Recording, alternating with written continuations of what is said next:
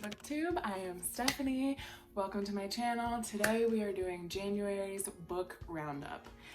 I was going to shower and blow out my hair, put fresh makeup on, but that's like unrealistic because that's not how I am today, because my life is in shambles because I read 10 books this month, okay? So I figured I would just keep it real with you guys. My son is napping. I finished my 10th book while he's been napping, and then I cleaned up my kitchen and my living room to try and rectify the neglect that has taken place in January of my housewifely duties. So my goal for every month is to read 4 books. So I surpassed that this month, but I ended up getting sick. So I was down and out, very fatigued, very tired. So I had some extra time to read. And then that fatigue kind of turned into a little bit of a depression bender. And I don't know if you're familiar with depression or if you have depression, but at first I thought it was just leftover fatigue from being sick and having a cold, because it's very similar. Fatigue is fatigue, so I wasn't sure, but then it definitely ended up being a little bout of depression. So if you're wondering, how the heck did you read 10 books? Well, I was down and out for a couple of weeks out of the month, so I had a little bit more reading time. So let's talk about what I did read. Again, my goal is 4 books a month. We're not doing 10 a month because I'll get nothing done ever. So what 10 books did I read this month? Well, let's bust out my handy dandy book journal.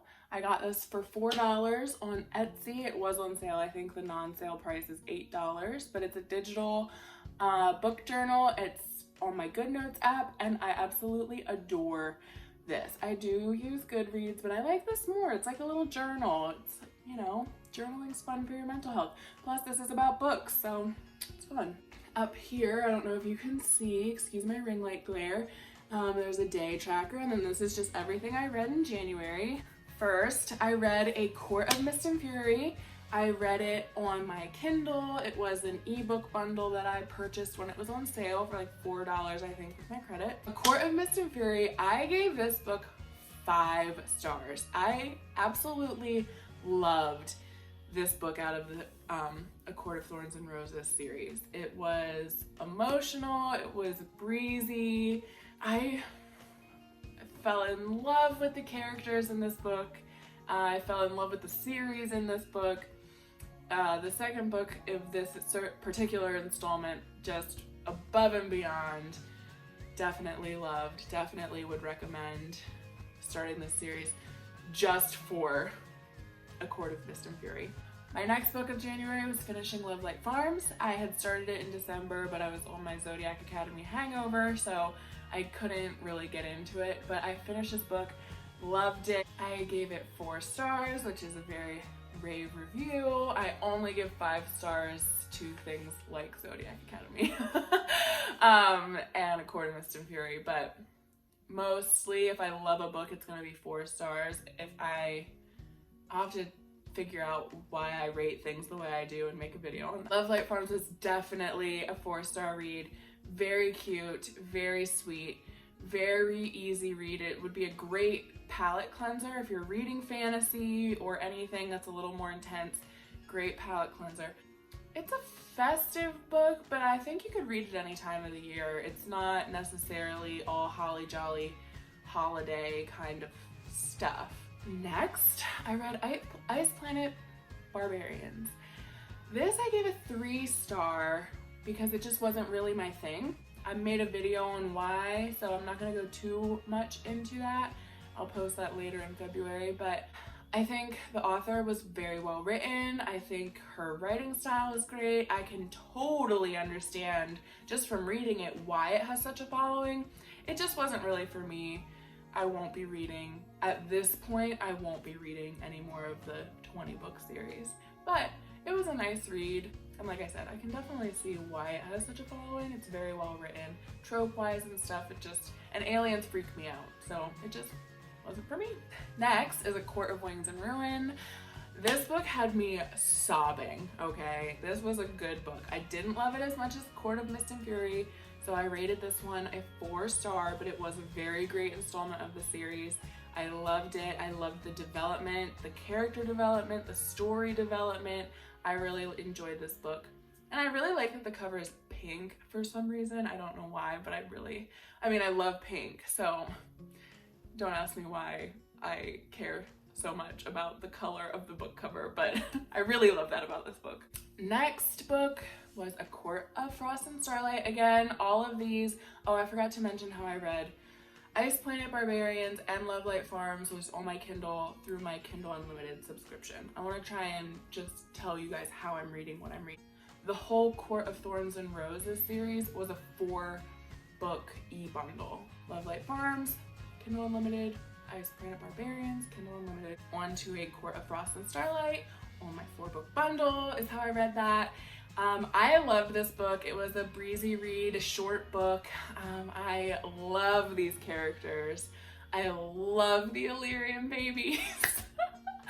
I just want to sit in their cozy cabin with them and talk to them and just be like, I just feel like I love these characters so much, and I will be sad when I stop reading. I still have A Court of Silver Flames to read, and from what I understand, there will be more books written about these characters, so I'm happy about that because I'm not ready to say goodbye to them. But I loved A Court of Frost and Starlight. I gave it 4 stars. My 6th book of January was Aliens Phalanx. I'm not sure how to say that. That's the thing about being a reader, is you can read things, like I can read this in my head without jumbling it, but I can't say it. It's so crazy. But this book was, my friend and I created our own little spin on a TikTok trend. You can go find that video on my TikTok if you're interested in seeing it. But we basically just went and told each other when to stop in a genre aisle that we wanted to branch out into. She did romance. I've never read a sci-fi book, so this was the book I got. I would give this a 3-star because it's very well written, and I think the story was great. I think that going into a genre, I wanted to try sci-fi, but I don't know. Like I said about Planet Barbarians, which is a romance novel, which I love romance. Aliens freak me out, so reading this, and it's not like aliens in a spaceship kind of thing. And I'm not gonna go too into detail because in the beginning of this book, it literally says, "A plea from me, the author, to you, the reader, no spoilers." And then he goes to just ask that anybody on the internet doesn't say anything about the book, so I'm going to respect his wishes and not say anything more. But I think this book was great. If you like sci-fi, I would definitely read it. I will not be reading any more sci-fi books anytime soon. This was enough for me, but it was a good book. Anybody who's into the sci-fi genre, I think this is probably a really great read and a good recommendation for anyone. I did give it 3 stars, which on my scale is high. That's a moderately enjoyed read. Next book was the first book in the Ravenhood series, Flock. I read that on my Kindle Unlimited subscription. All 3 books in that series are on Kindle Unlimited, which is how I read it. I gave Flock a 3-star, okay? So Flock got a lot of hype on TikTok, which was what made me curious about it. So that's why I started it. I kept seeing everybody crying and so emotional over it. So I was like, I wanna feel something. So the first book, it started off giving me reverse harem vibes, which it's not a reverse harem. So I was reading it. Book 1, like I said, I gave it a 3-star because it was fine and dandy. When I was reading it, it wasn't gripping me, but the story was good, so that's why I kept going. On to book 2, but Flock ended on a cliffhanger, so then on to Exodus, which is book 2. Reading that, I enjoyed Exodus more than Flock, so I did give Exodus 4 stars. So Flock was 3 stars, Exodus is 4 stars. I like the character development in Exodus, and I like a certain character who becomes more prominent in Exodus. And then I don't know if it was my, fatigue, like the depression. I mumbled some of the storyline, and I missed a key part in the ending that I didn't pick up on until I saw a TikTok about it after I had finished reading Exodus, and then I started crying when I put 2 and 2 together. So I think I want to blame a little bit of that on what I was going through this month while I was reading Exodus. 4 stars. I was reading Exodus and a different book in tandem.